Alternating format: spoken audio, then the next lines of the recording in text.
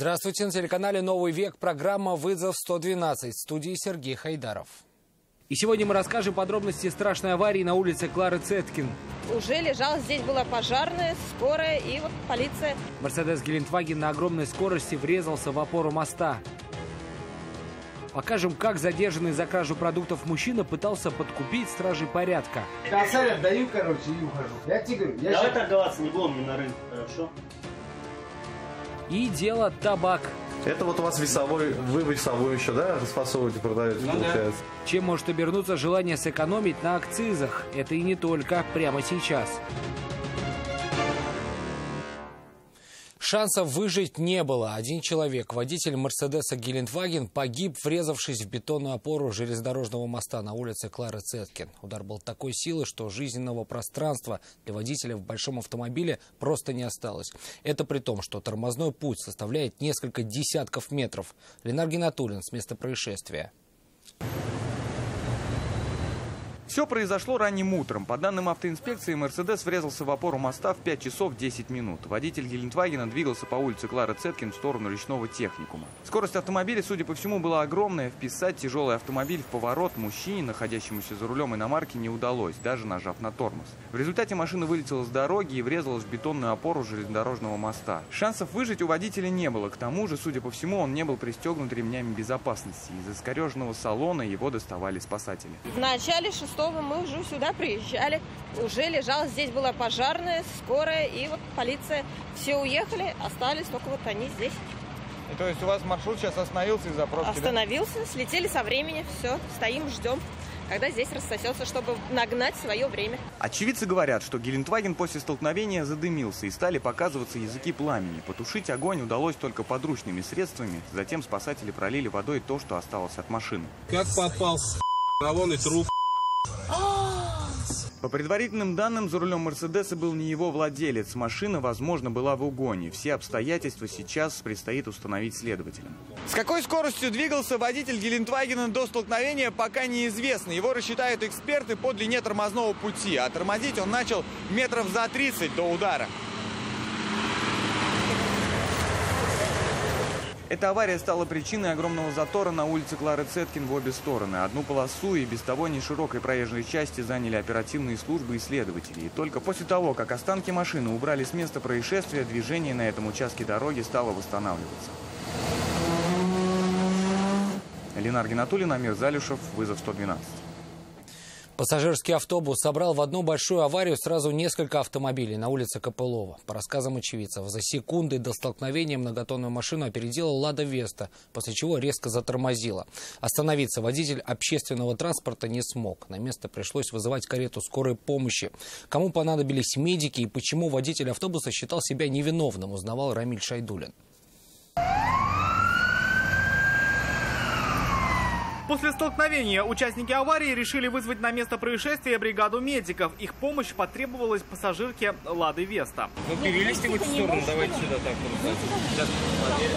Осмотр показал, что серьезных травм девушка не получила. Не пострадали и другие люди, попавшие в эту аварию. Пассажиры, что находились в салоне автобуса, в момент столкновения смогли удержать равновесие и спустя время сели на другой транспорт того же маршрута. На сегодняшний день, если мы тормозим, у нас пассажиры падают.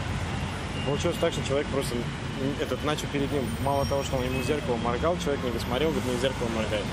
Ладно, он его пропустил. В итоге он начал перед ним тормозить резко. Ну а как такую бандуру остановить? Тормознет резко, все пассажиры упадут. Потом ему больше прихватит. Знакомый водителя автобуса отметил, что в аварии, произошедшей по принципу домино, есть вина не только шофера многотонника, но и владельца «Лады Веста». По его мнению, он, перестроившись в средний ряд и опередив общественный транспорт, резко нажал на тормоз. Как итог, в аварию попали 4 машины. Обоюдно, да. Ну потому что на сегодняшний день у нас легковые автомобили любят перед грузовыми машинами и автобусами резко тормозить. Это в моду вошло. Степени вины каждого участника аварии предстоит определить уже автоинспекторам. Рамиль Шайдуллин, Айрат Назипов, Константин Бушуев, «Вызов 112».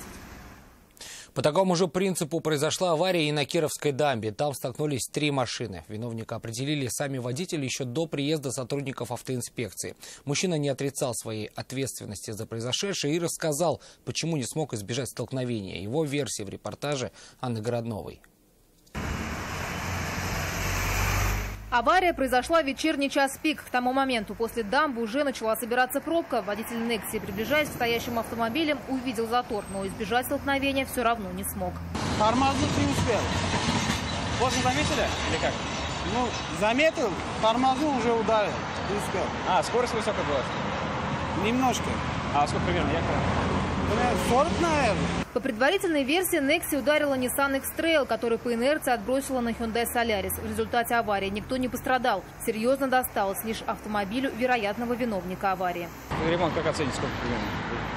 Не знаю, наверное, где-то 25 уходит. Ну, на ходу она, нет? А? На ходу машина-то сейчас? Ну, нормально, наверное, ездит. Ну, там, антифриз там. Уходить от ответственности мужчина не стал и признал свою вину в происшествии. Расплачиваться за ремонт собственного автомобиля ему, вероятнее всего, придется из своего кармана. Анна Городнова, Айрат Назипов, Константин Бушуев. Вызов 112. В Набережных Челнах два таксиста устроили дуэль на палках. Вооружившись ими, двое мужчин яростно бросались друг на друга. Их пытались разнять, и сперва это получилось, но спустя несколько секунд таксисты снова сошлись в схватке. Один из них, пропустив удар по голове, ответил обидчику с такой силой, что палка сломалась. Причина конфликта неизвестна. Вполне возможно, что они не поделили пассажира. Правоохранительные органы заявлений по этому поводу не поступало. Сбил пешехода на зебре. В Альметьевске водитель «Лады» 10-й модели, следуя по улице Геофизической в направлении улицы Шоссейная, не предоставил преимущества и сбил 34-летнего мужчину. Человек переходил проезжую часть по нерегулируемому пешеходному переходу. В результате ДТП мужчина получил закрытый перелом ключицы со смещением и рассечение брови. Пострадавший доставлен в приемный покой. Ему назначено амбулаторное лечение. Мужчина, которого в Набережных Челнах задержали в магазине по подозрению в краже, пытался дать взятку стражам порядка, лишь бы его отпустили. Но повернуть с пути служения закону никого не смог. Как позже выяснилось, задержанный уже был судим за кражу и не хотел попадать в полицию еще раз. Понимать, что может лишиться свободы. Но не об этом думал, когда пытался пронести мимо кассы товара на 2000 рублей. Сотрудники магазина это увидели, пытались задержать мужчину. Завязалась драка, во время которой он 4 раза ударил по лицу одного из продавцов. Потом мужчина попытался убежать через дебаркадер, но ничего не вышло. Уже после этого его все же задержали. Когда подозреваемого передали сотрудникам полиции, он увидел еще одну возможность убежать от ответственности. И тут же ей воспользовался. Но побег завершился через 200 метров. Потом его опять поймали. Я тебе говорю, косарь отдаю, короче, и ухожу. У тебя же нету, откуда у тебя косарь? Я сейчас позвоню, мне принесут. Я тебе говорю, Давай торговаться не будем, не на рынке, хорошо? Подозреваемого в серийных кражах из супермаркетов задержали с поличным в одном из магазинов на улице Даурская. Мужчину сначала пытались задержать продавцы, но удалось это только подъехавшим на место сотрудникам охранной организации.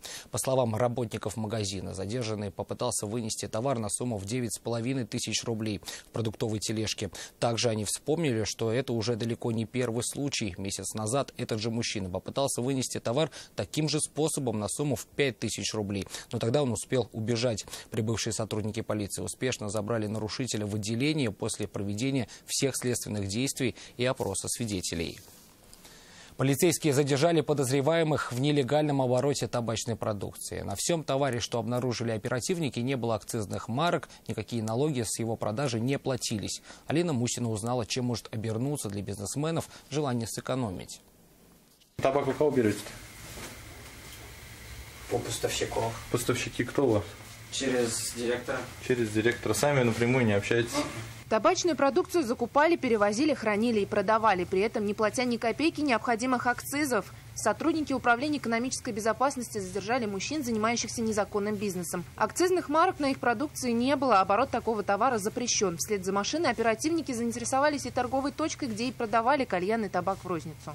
Это вот у вас весовой, вы весовой еще, да, расфасовываете, продаете, получается? Да. Полицейские установили, что продать успели около 60 килограммов на сумму более чем 90 000 рублей. В магазине было табака еще 200. Его полицейские изъяли из оборота. Так, у вас здесь тоже пустое помещение. Коробки от табака, да? Ранее что? Ага, вот остатки табака какие-то. Следственными органами Республики Татарстан возбуждено уголовное дело по признакам преступления, предусмотрено частью 6 статьи 171 прим. 1 Уголовного кодекса Российской Федерации. Производство, приобретение, хранение, перевозка или сбыт немаркированных товаров и продукции. Максимальное наказание, которое могут понести желающие сэкономить на акцизах бизнесмены, это лишение свободы на срок до 6 лет. Алина Мусина, Ленар Гинатуллин, вызов 112. Это все, о чем мы успели вам рассказать. В студии был Сергей Хайдаров. До встречи. И не бросайте вызов судьбе. Вдруг она его примет.